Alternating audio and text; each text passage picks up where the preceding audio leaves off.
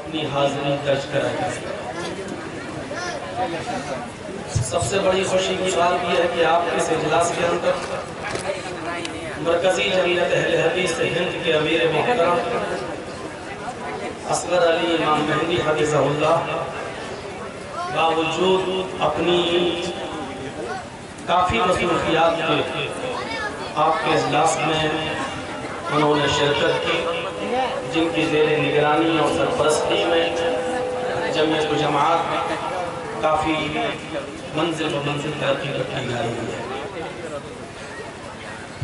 अल्लाह रब्बुल आलमीन उनको सेहत व तंदुरुस्ती अता फरमाए और मज़ीद उनसे जमीयत जमात के इस्तेहकाम के लिए और मजबूती के लिए काम लेता है। आपके सूबे बिहार के अमीर मोहतरम मौलाना मोहम्मद अली हफिज़हुल्लाह की तशरीफ़ लाए, नायब अमीर मौलाना खुर्शीद अहमद सलफ़ी हफिज़हुल्लाह और दूसरे नायब अमीर जनाब मोहम्मद रिजवान सलफ़ी हफिज़हुल्लाह की तशरीफ़ लाए। शेख मुतीउर रहमान मदनी हफिज़हुल्लाह भी आपके इस इलाके से काफ़ी अंसियत और मोहब्बत रखते हैं और आपके इस इदारे से भी तशरीफ़ लाए। मौलाना शमीम साहब इस्लाही के ज़ेर निगरानी चलने वाले इस इदारे में और भी बहुत से उलमा ने शिरकत की है। स्टेज पर बैठे हुए हम तमाम उलमा को देख रहे हैं और उन सबको मुबारकबाद भी पेश करते हैं और उन सब की हाजिरी को हम इस इदारे की कामयाबी और तरक्की के लिए एक अच्छा शोशा महसूस करते हैं। अल्लाह रब्बुल आलमीन इस इदारे को दुनिया और रात चौगनी तरक्की अता फरमाए। बहुत सी बातें आपने सुनी हैं, मौसम नासाजगार हुआ है और इसको भी हम ये कहेंगे कि हमारी नज़र में नासाजगार हो सकता है, लेकिन अल्लाह रब्बुल आलमीन की नज़र में ये क्या है, उसकी हिकमत को वही समझता है, हम लोग नहीं समझते। मा तशाऊना इल्ला अन यशा अल्लाह, तुम जो चाहते हो वो हो जाए, ये ज़रूरी नहीं है वही होगा जो अल्लाह रब्बुल आलमीन चाहे। अल्लाह रब्बुल आलमीन के हर फैसले पर हमें खुश होना चाहिए और उसके मामलात को हमें उसकी हिकमत पर महमूल करते हुए उसी को छोड़ देना चाहिए। मेरे भाइयों, इस वक्त हमारे मुल्क के जो हालात हैं वो हम और आप सब देख रहे हैं, हमारे और आपके सामने। इस वक्त ज़रूरत है हम इस्लाम की दावत को, इस्लाम की तबलीग को लोगों तक पहुँचाएं, क्योंकि मुल्क के जो बदतरीन हालात इस वक्त हैं, इन हालात को इस्लामी तालीमात की रोशनी में दूर किया जा सकता है। मुझे मालूम है कि इस्लामी तालीमात की रोशनी में जब आप दूर करने के बारे में सोचेंगे तो इस पर एक दूसरा हंगामा हो सकता है, लेकिन हमें अपने वाज़ों में, अपने जलसों में, अपने इजलास में ये पैगाम देने की ज़रूरत है जो पैगाम आज दिया जा रहा है। जैसे आज नारा लगता है सबका साथ, सबका विकास, सबका विश्वास। अगर हम किताबों सुन्नत की रोशनी में, शरीयत की रोशनी में अगर हम ये नारा देखना चाहें तो ये नारे, इस नारे से इस्लामी तालीमात भरी पड़ी मिलेगी। हम मीडिया को, हम गैर मुस्लिमों को, हम पॉलिटिकल पार्टीज को ये बता सकते हैं और बताना चाहिए कि ये नारा जो आज इस दौर में दिया जा रहा है, ये नारा 1400 साल पहले इमाम कायनात ने, जनाब मोहम्मद रसूलुल्लाह सल्लल्लाहु अलैहि वसल्लम ने दिया था। आप इस कायनात की वो अजीम शख्सियत थे जो सबको लेकर चलते थे, सबका साथ था, सबको विश्वास दिया करते थे और इसी तालीमात का नतीजा था कि जो इस्लामी हुक्मरान पैदा हुए हैं इस्लामी तारीख के अंदर और जिन्होंने खिलाफत की, जिन्होंने हुकूमत की, जिन्होंने राजनीति करके दिखाई, सियासत करके दिखाई, वो नबी अकरम की इसी तालीमात को लेकर आगे बढ़े और पूरे मुल्क के अंदर ही नहीं पूरी दुनिया के अंदर अमन और अमान कायम। इस्लाम की तालीमात की रोशनी में इस चीज को समझा जा सकता है। आप बुखारी शरीफ पढ़ें, आपको पता चलेगा नबी अकरम सल्लल्लाहु अलैहि वसल्लम जिस माहौल में आए, कितना डेंजर, कितना खतरनाक था वो माहौल। एक एक रोटी और एक एक बोटी के पीछे कत्ल क़िताल आम हो जाया करता था। ज़िनाकारी आम थी, शराब नोशी घर घर में थी, जुए में लोग रकम और दौलत हारने के बाद अपना मकान हार जाते थे, मकान हारने के बाद अपनी बीवी हार जाते थे, बीवी हार जाने के बाद अपना जवान लड़की और जवान बेटी भी जुए में लगा दिया करते थे और वो भी हार जाया करते थे। रास्ते में कोई अगर उम्रे की नियत से कस्ब आ रहा है तो रास्ते में वो काफिला लूट लिया जाता था, चोरी और डकैती कर ली जाती थी, कत्ल और क़िताल हो जाता था। एक शख्स नबी अकरम सल्लल्लाहु अलैहि वसल्लम के पास आया। हजरत आदी इब्न हातिम फरमाते हैं, बुखारी शरीफ की रिवायत है कि हम लोग नबी अकरम के पास बैठे हुए थे, एक शख्स आया और कहने लगा, अल्लाह के रसूल देखिए हमारे शहर में, हमारी इस बस्ती में कितनी कहत साली पड़ गई है, लोग दाने दाने के मोहताज हैं, रोटी के लुकमे के मोहताज है, मफलूकुल आली है, हम लोग दाने दाने को तरस रहे हैं। अल्लाह के नबी ने कहा बैठ जाओ। जिसने ये शिकायत की उसको बिठा दिया। हजरत आदी इब्न हातिम कहते हैं इतने में दूसरा शख्स आया और आकर अर्ज करने लगा, अय अल्लाह के नबी अब तो मुसाफिर भी महफूज नहीं रहे, खाने काबा में तवाफ करने की नियत से आने वाले लोगों को भी रास्ते में लूट लिया जाता है, उनको भी निशाने जुल्म और सितम बनाया जाता है और उनको भी लूट लिया जाता है। अल्लाह के नबी ने उस शिकायत करने वाले से कहा कि तुम भी बैठ जाओ। इसके बाद का मंजर देखिए, हजरत आदी फरमाते हैं कि अल्लाह के नबी सल्लल्लाहु अलैहि वसल्लम ने मुझे बुलाया और मुझे अपने करीब करने के बाद फरमाया, क्या आदी मेरे इंतकाल के बाद, इस दुनिया से मेरे रुखसत हो जाने के बाद, अगर अल्लाह ने तुम्हारी उम्र लंबी की, तुम्हारी उम्र तवील की, तुम्हारी उम्र दराज की, तो तुम देखोगे अपनी आंखों के सामने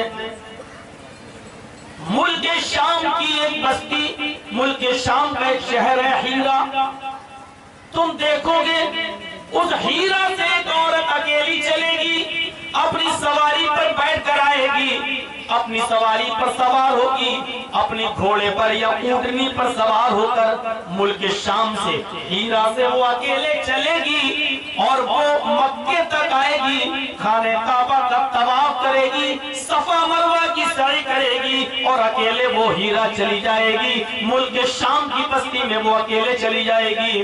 उसको न तो कोई लूटेगा, न उसके सामान पर कोई हमला करेगा, न उसकी इज्जत व आबरू को कोई खतरा होगा। इतना अमन, इतना इत्मीनान, इतनी शांति, ऐसा माहौल हो जाएगा अरब का कि तुम औरत को देखोगे कि एक औरत मुल्क शाम से हीरा से अकेली चलेगी, मस्ती आएगी, खाने काबा का तवाफ करेगी, सफा मरवा की सही करेगी और अकेले चली जाएगी। रास्ते में उसको कोई छेड़ने वाला नहीं होगा, रास्ते में उसको कोई लूटने वाला नहीं होगा, रास्ते में उसके माल को, उसके सामान को कोई चोरी करने वाला नहीं होगा।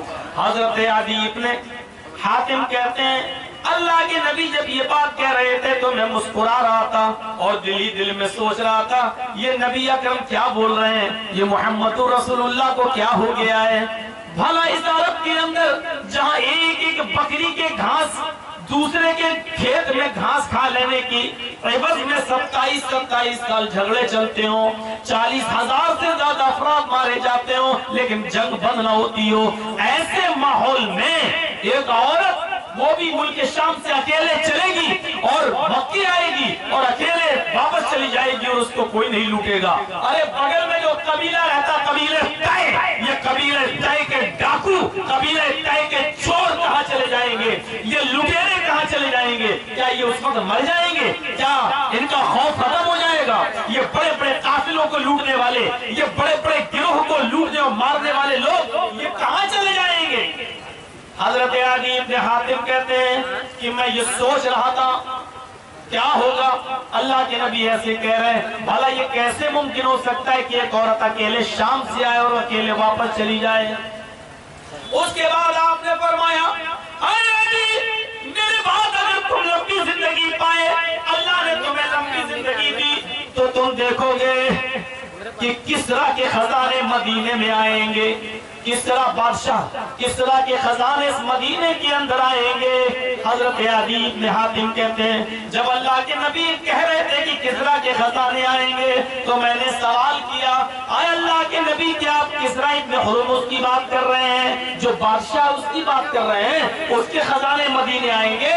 अल्लाह के नबी ने फरमाया, हाँ, आए अदी, मैं किसरा इब्न हुरमुज की बात कर रहा हूँ। मेरे प्यारे साथियों, हजरत अदी ने कहा, ये दोनों पेशीन गोई मैंने अपनी आंखों के सामने देखी है। अल्लाह के रसूल तो इस दुनिया से चले गए, लेकिन मैंने एक लंबी जिंदगी पाई और मैंने देखा कि मुल्क शाम से, हीरा से एक औरत अकेली सवारी पर आती थी, अपनी ऊँटनियां घोड़ी पर आती थी, मक्के तक पहुंचती थी, तवाफ करती थी, सफा मरवा के चक्कर लगाती थी और अकेले वापस चली जाती थी। उसको किसी किस्म का कोई खतरा नहीं था। ये अमन, ये शांति देश के अंदर, मुल्क के अंदर, ये वातावरण अमन और शांति का अगर किसी ने फैलाया था तो ये तालीम थी जनाब मोहम्मद रसूलुल्लाह सल्लल्लाहु अलैहि वसल्लम की। एक औरत अकेले आ रही है और अकेले जा रही है। आज हमारे मौजूदा हिंदुस्तान की और भारत की कंडीशन आज ये हो चुकी है कि मौलवी जर्जीस को भी अकेले ट्रेन का सफर करने में डर लगता है कि कहीं लोग एक जाति वर्ग का, एक विशेष समुदाय का आदमी समझकर, दाढ़ी और कुर्ते से पहचान कर कहीं लाठी और बल्लियों से हमला करके मॉब लिंचिंग का शिकार न कर दिया जाए। मेरे प्यारे साथियों, इस देश के अंदर अमन और सुकून कैसे बहाल हो सकता है? हमारी आजादी कैसे बहाल हो सकती है? ये जरूरत है आज के इस दौर में मेरे भाइयों कि बताओ, हमारे नबी ने तो इतने बड़े बड़े किराए बंद करवा दिए थे, ऐसी सख्त सजाएं मुतय्यन कर दी थी कि चोर चोरी का पकड़ा जाए तो उसके हाथ काट दो, जानी जिना करता हुआ पकड़ा जाए तो उसको संसार कर दो। जब ऐसे कानून बने, सख्त कानून बने, अगर किसी ने हाथ तोड़ा तो उसके हाथ तोड़ दो, किसी ने पैर तोड़ा तो उसका पैर तोड़ दो, किसी ने आंख फोड़ी तो उसका आंख फोड़ दो, किसी ने कान काटा तो उसका कान काटो। जब इतने सख्त कानून बने तो अरब के अंदर अमन और शांति और सुकून चारों तरफ बहाल होकर रह गया है। मेरे भाइयों, जब कानून सख्त होता है तो उसका डर लोगों के दिलों में पैदा होता है, और जब लोगों में डर पैदा होता है तो देश के अंदर अमन, शांति और सुकून होता है। मेरे भाइयों, वो लिंचिंग वालों के लिए जब कोई कानून नहीं है तो क्यों मेरे भाइयों अमन और शांति पैदा होगी? उनके हौसले तो अपने आप बढ़ेंगे। मेरे भाइयों, जो कानून आज देश में लाया गया, मैं जानता हूं इस कानून की जरूरत नहीं थी, और जिस कानून के लिए सुप्रीम कोर्ट कह रही है कि मॉब लिंचिंग पर जल्द से जल्द कानून लाया जाए, सख्त से सख्त सजा मुतय्यन की जाए, लेकिन उसका चर्चा तक आज पार्लियामेंट में नहीं होता है। जिस पर सुप्रीम कोर्ट ऑर्डर दे चुकी है, लेकिन उसका चर्चा तक नहीं होता है। ये हमें और आपको, मीडिया वालों को सोचने की जरूरत है और गौर करने की जरूरत है। आज हजरत अदी इब्न हातिम के उस बातें से जो नबी अकरम ने पेशीन गोई की थी, उस पेशीन गोई से हमें अंदाजा लगाना चाहिए कैसा अमन। एक औरत अकेले तशरीफ ला रही है, अकेले, वो भी उस जमाने में जब लाइटें नहीं थी, कुमकुमे नहीं थे, मोबाइल का जमाना नहीं था कि हम फोन कर दें मक्के में अपने रिश्तेदार से कि हम फला चौराहे से गुजर रहे हैं, तुम आ जाओ, अपने भाई को फोन कर दें, ये जमाना नहीं था। आज के इस जमाने में एक लड़की अकेले सफर नहीं कर पा रही है, उसका भाई उसको लेके चलता है, उसका बाप उसको लेके चल रहा है। आज स्कूलों में और कॉलेजों में पढ़ने वाली लड़कियां महफूज नहीं हैं, वो अपने भाई के साथ जाती हैं और अपने भाई के साथ आ रही हैं।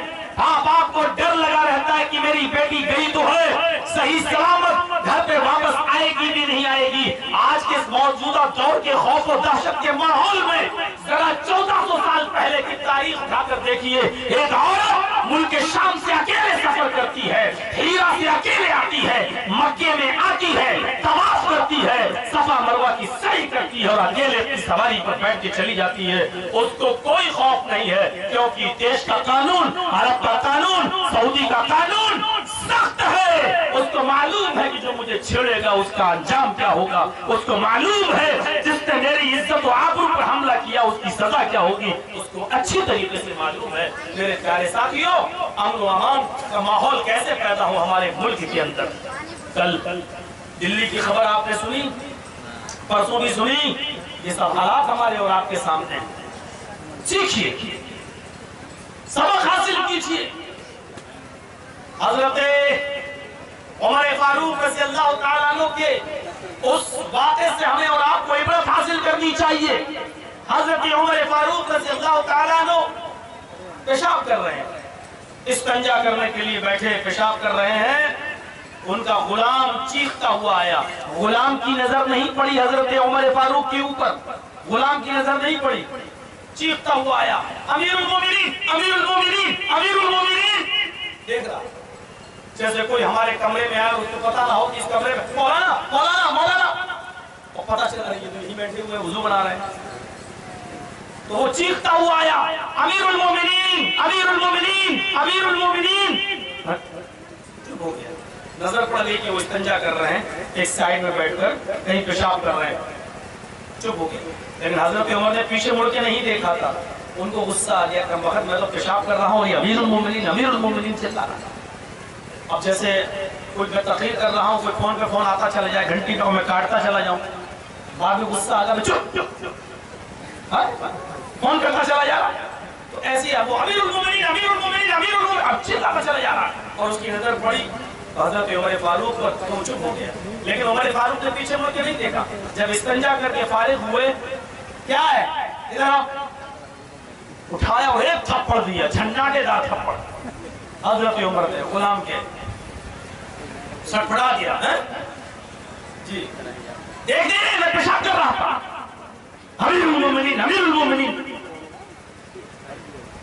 अब गुलाम तो गुलाम ही था, झन्नाटेदार थप्पड़ खा गया। खाने की बात कहता है, ओफो काम हम सुन लिया, चलो जाओ ये काम करो। उसने कहा ठीक है अमीरुल मोमिनीन, आपका हुक्म सर आंखों पर। ठीक है, अब क्यों खड़े हो, जाओ। कहा अमीरुल मोमिनीन मैं जा रहा हूँ, लेकिन आपसे गुजारिश है। हाँ बोलो, आप कहाँ जा रहे हैं? उन्होंने कहा मैं घर जा रहा हूँ, मैं अपने रूम में अपने कमरे में जा रहा हूँ। अमीरुल मोमिनीन यहाँ से कमरे में जब आप पहुंच जाएं तो एक ब्लैंकेट, एक कंबल अपने सर के ऊपर डाल लेना और थोड़ी देर के लिए संजीदगी के साथ ये गौर करना कि ये थप्पड़ आपने मेरे गाल पर जो मारा है ये नाजायज थप्पड़ तो नहीं था, ये कहीं नाजायज थप्पड़ तो आपने मुझे नहीं मारा। अगर आप गौर करेंगे तो शायद आप इस नतीजे पर पहुंच जाएंगे। मुझे लगता है आपने मेरी बात सुने बगैर मेरे थप्पड़ मार दिया, इसलिए आपको जब एहसास होगा तो आप जरूर सोचेंगे कि ये थप्पड़ नाजायज था। आप सोचिएगा, मैं ये नहीं कह रहा हूं कि आपने गलत मारा, लेकिन सोचिएगा थोड़ी देर के लिए। हजरत उमर ने कहा इसमें सोचना क्या है, तुम चिल्ला रहे थे, मैं पेशाब कर रहा था। उसने कहा अमीरुल मोमिनीन मैंने नहीं देखा था पेशाब कर, भला आप पेशाब कर रहे हो, मैं कैसे चिल्ला सकता हूं? आप पेशाब कर रहे थे, चिल्लाता हुआ मैं आया जरूर था, लेकिन जैसी मेरी नजर आपके ऊपर पड़ी तो फिर मैं खामोश हो गया, फिर मेरी आवाज नहीं निकली। अमीरुल मोमिनीन मैंने आपको जब पेशाब करते हुए देखा तो मैं चुप हो गया, खामोश। हजरत उमर फारूक ने कहा यकीनन ये मुझसे गलती हो गई, मारने से पहले मुझे सोचना चाहिए था। देख रहे हैं, असल चौकीदार इसको कहते हैं। अच्छा लग रहा है। अल्लाह क्या कहा हजरत उमर ने, मुझे पहले मारने से पहले पूछना चाहिए था, लेकिन चूंकि मार दिया, अब तुम बता रहे हो मैंने नहीं देखा, यकीनन मुझसे गलती हुई है। आए मेरे गुलाम, आए खादिम, आओ करीब, करीब आया, उठाओ हाथ और मारो मेरे चेहरे पर थप्पड़, एक थप्पड़ मेरे चेहरे पर मारो। कहा अमीरुल मोमिनीन कैसा मजाक कर रहे हैं, आप हमारे आका हैं, आप हमारे मालिक हैं, मौला हैं, हम कैसे आपको थप्पड़ मार सकते हैं? कहा नहीं, ये जुमला तुम इसलिए बोल रहे हो क्योंकि मैं तुम्हारा मालिक हूँ, तुम मेरे खादिम हो, तुम इसलिए थप्पड़ नहीं मार रहे हो कि मेरा मालिक क्या कहेगा, क्या सोचेगा। नहीं, मैं कुछ नहीं बोलूंगा, थप्पड़ मारो। उसने कहा अमीरुल मोमिनीन मैंने माफ किया। हजरत उमर ने कहा नहीं, तुम इसलिए माफ कर रहे हो क्योंकि तुम ये सोच रहे हो कि उमर अपने मालिक को थप्पड़ मारेंगे तो उनकी इंसल्ट होगी, लोग क्या कहेंगे, अरे जालिम थप्पड़ मारना पड़ेगा, कयामत के दिन में तुम्हें आज के थप्पड़ का बदला नहीं दे सकता, इसलिए इसी दुनिया में तुम्हें इंतकाम लेना होगा। उसने कहा अमीरुल मोमिनीन, हाथ पकड़ा उसने हजरत उमर का, अपने आका का, अपने मालिक का, और हाथ पकड़ने के बाद कहा अमीरुल मोमिनीन मैं अल्लाह की कसम खाकर कहता हूँ, मैं दिल की गहराई से कहता हूँ कि मैंने आपको माफ कर दिया, मैं कयामत के दिन भी आपसे इंतकाम नहीं लूंगा, मैं आपको दिल से माफ कर रहा हूँ, आपने अपनी गलती मान ली, मैंने समझ लिया कि आप शर्मिंदा हो गए, मैंने आपको माफ कर दिया दिल की गहराई से। हजरत उमर ने कहा लोगों गवाह रहना, तुम सब गवाह रहना, ये शख्स आज दिल की गहराई से मुझे माफ कर रहा है, कल कयामत के दिन कहीं मुझ पर मुकदमा न ठोंक दे, अल्लाह की अदालत में कहीं मुझ पर मुकदमा न ठोंक। मुल्क चलाने वाला, देश चलाने वाला जब तक अपने आप को मुल्क का खादिम और अवाम और रियाया के दरमियान समानता और बराबरी का मामला नहीं समझेगा, तब तक इस देश के अंदर अमन, चैन और सुकून नाफिज नहीं हो सकता।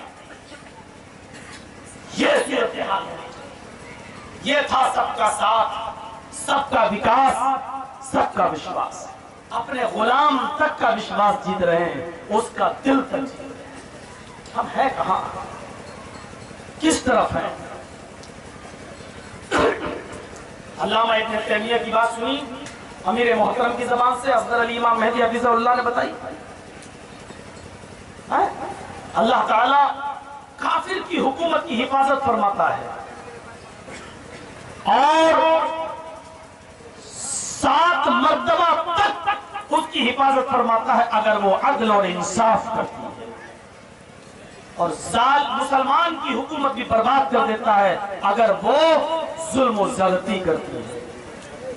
इस्लाम ने अदल और इंसाफ एक ऐसा पैमाना बताया है, जहां अदल होगा वहां इंसाफ, वहां अमन होगा, जहां इंसाफ होगा वहां अमन होगा। आपको कितने वाकयात सुनना है अदल और इंसाफ के, जहां अदल होगा, इंसाफ होगा वहां अमन होगा, जहां जुल्म और ज़्यादती होगी वहां बदअमनी होगी। हजरत अली रज़ी अल्लाह ताला अन्हु के पास एक शख्स आया और उसने कान में कुछ कहा, यानी अपना जुर्म बताया। हजरत अली रज़ी अल्लाह ताला अन्हु को उस शख्स ने अपना जुर्म बताया।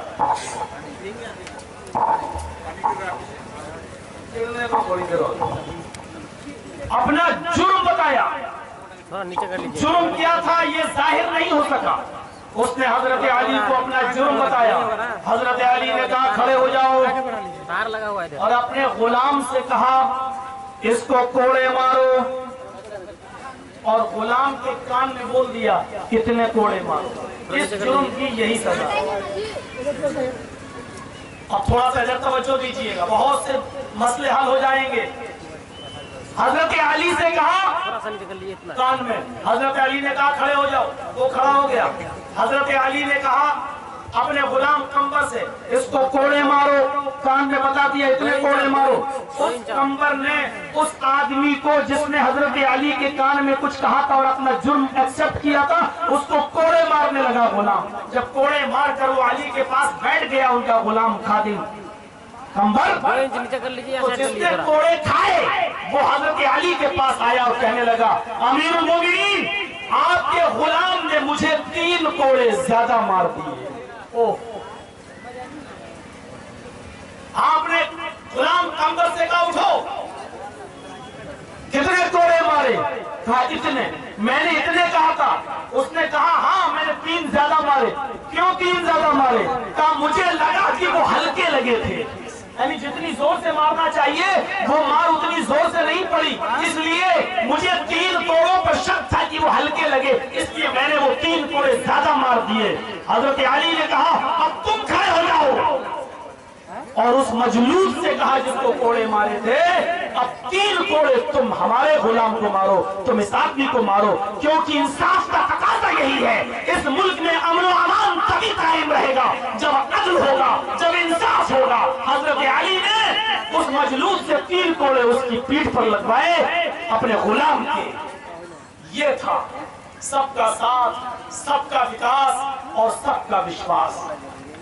शरीयत की रोशनी में, इन वाक़यात की रोशनी में हम इस देश के 125 करोड़ देशवासियों को ये पैगाम दे सकते हैं कि ये मुल्क, ये देश, ये भारत हम सब 125 करोड़ देशवासियों का है, हम सब का है। हम सब ने इस देश की आजादी में बलिदान दिया है, हम सब का खून शामिल है इस वतन को, इस मुल्क को आजाद कराने में। लिहाजा इस किताब और सुन्नत की रोशनी में, इन वाक़यात की रोशनी में भारत के 125 करोड़ लोग सोचें इस देश में अमन कैसे कायम हो सकता है, इस देश में इंसाफ कैसे कायम हो सकता है, इस देश में न्याय कैसे कायम हो सकता है। ये जिम्मेदारी इस भारत के 125 करोड़ देशवासियों की है। इस बात क्यों आज इस देश के अमन और शांति को दीमक चढ़ गई, क्यों आज जुल्म और ज्यादती की हदें हो गई, क्यों आज औरतों के दुपट्टे फाड़े जा रहे हैं, उनके सीनों पर हाथ डालकर उनके गरीबान नोचे जा रहे हैं, क्यों?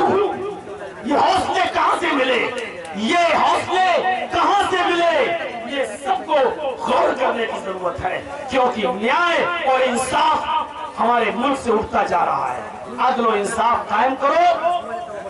सबसे बड़े इस देश के महान पुरुष ने, सबसे बड़े इस देश के महान पुरुष ने, जिनका फोटो भी नोट पर छपता है, महान पुरुष महात्मा गांधी जी ने सत्य और अहिंसा पढ़ी है उनकी किताब। उन्होंने यही बात कही थी और इकरार किया था कि इस देश में अमन चाहते हो, इस देश में शांति चाहते हो, इस देश में सुकून चाहते हो, इस देश के अंदर खून खराबा बंद करना चाहते हो, तो हजरत उमर का अदल, हजरत उमर का इंसाफ इस देश के अंदर कायम कर। ये महात्मा गांधी जी ने कहा था। ये नहीं कहा था कि इस्लाम नाफिज कर दो।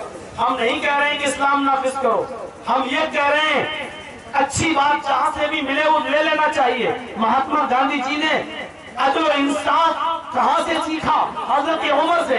हजरत उमर फारूक का अदल और इंसाफ महात्मा गांधी जी को पसंद था, इसलिए बापूजी ने कहा था इस देश के अंदर उमर फारूक का अदल इंसाफ कायम कर दो, देश में खून खराबा बंद हो जाएगा।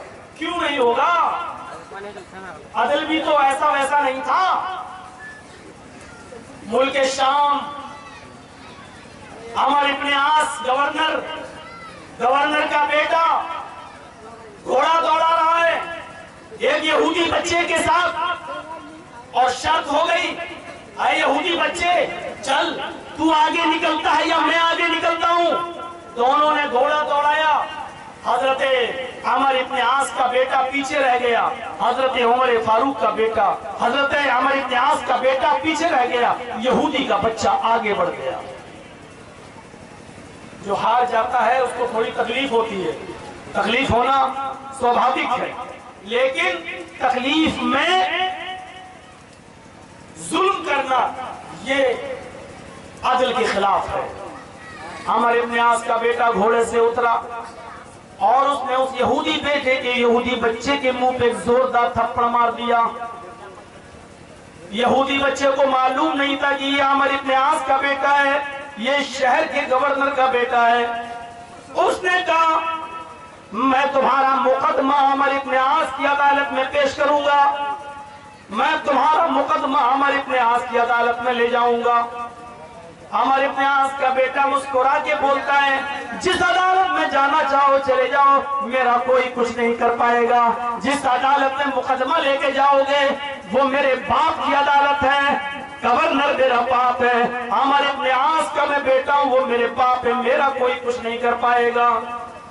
उस यहूदी बच्चे ने दिल में ये इरादा छोड़ दिया, दिमाग से निकाल दिया कि मैं मुकदमा दायर करूं, क्योंकि अमर इब्न आस गवर्नर है, वो अपने बेटे से बदला क्या दिलवाएंगे। छोड़। एक महीने के बाद पता चला कि हजरत उमर आए हुए हैं अमर शाम में। और सारे लोगों से शिकायतें सुन रहे हैं। किसी की कोई शिकायत हो तो बताओ।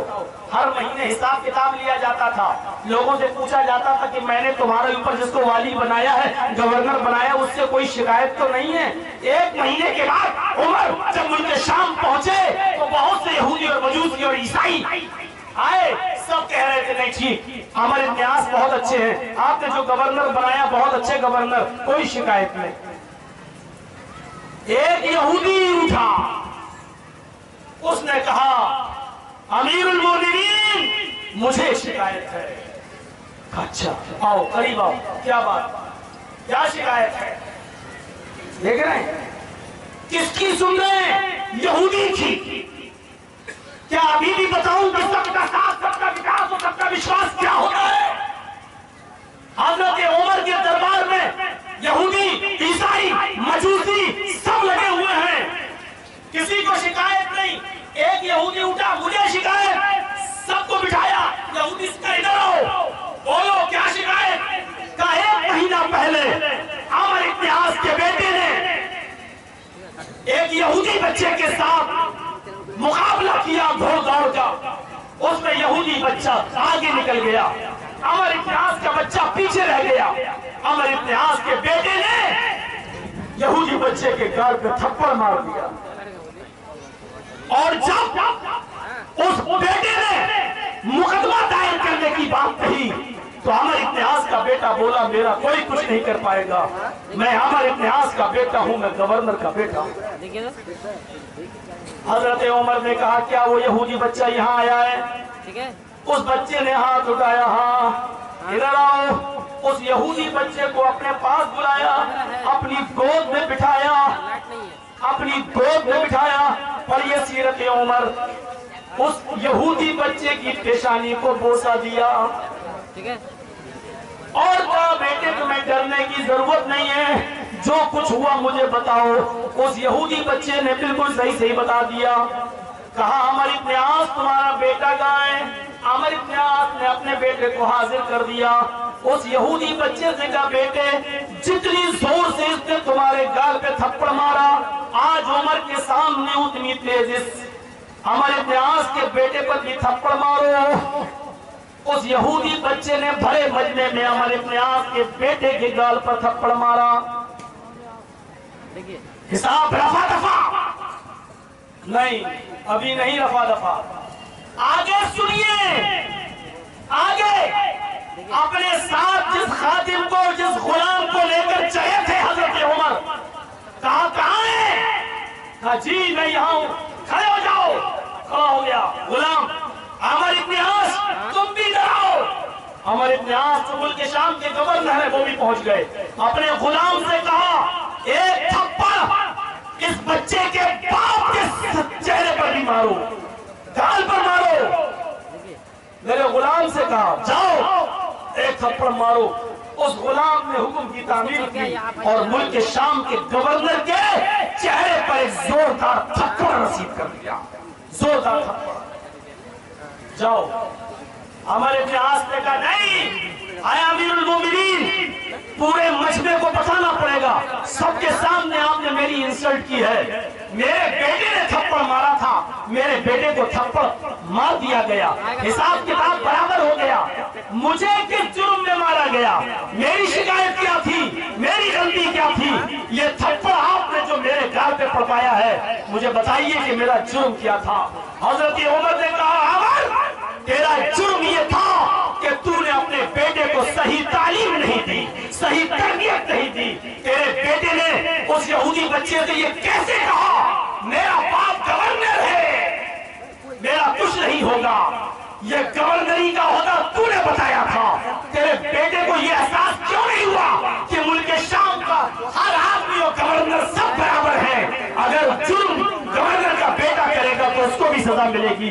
उसको ये हिम्मत कैसे मिली कि मेरा बाप गवर्नर है? तूने अपने आप को खादिम बनाकर पेश नहीं किया, आम नागरिक बनाकर पेश नहीं किया, अपनी गवर्नरी का दोस्त जमा कर उसके सामने पेश किया है। ये तेरी तरबियत का नतीजा है कि तेरे बेटे में इतनी हिम्मत हुई है। अब मैंने ये थप्पड़ तुझे इसलिए पढ़वाया ताकि आइंदा तू अपने बेटे को सही तरबियत दे सके, सही तालीम दे सके। मेरे भाइयों, ये अदल था, ये इंसाफ था। यहाँ कोई सवाल करने वाला है? कोई है? भगवा रंग के झंडे लेकर कौन घुस रहा है? कोई सवाल करने वाला है? जय श्री राम के नारे लगाकर किस तरीके से मां बहन बेटियों पर टूटा जा रहा है और गिरा जा रहा है। मैं दावे के साथ कह सकता हूं, इस देश के 125 करोड़ देशवासियों से, जिसमें 100 करोड़ सिर्फ हमारे हिंदू भाई हैं, मैं आसमान वाले की कसम खाकर कह सकता हूं कि ये शिक्षा रामचंद्र जी की नहीं है। रामचंद्र जी ने कभी नहीं कहा कि मेरा नाम लेकर झूठ पढ़ो और कत्ल करो। ये शिक्षा राम की नहीं है। जैसे कोई नारे तकबीर अल्लाहू अकबर कहता हुआ घुस जाए और बेकसूर लोगों को मारे, वो भी आतंकवादी। जो जय श्री राम के नारे लगाकर भीड़ में घुसे, वो भी आतंकवादी।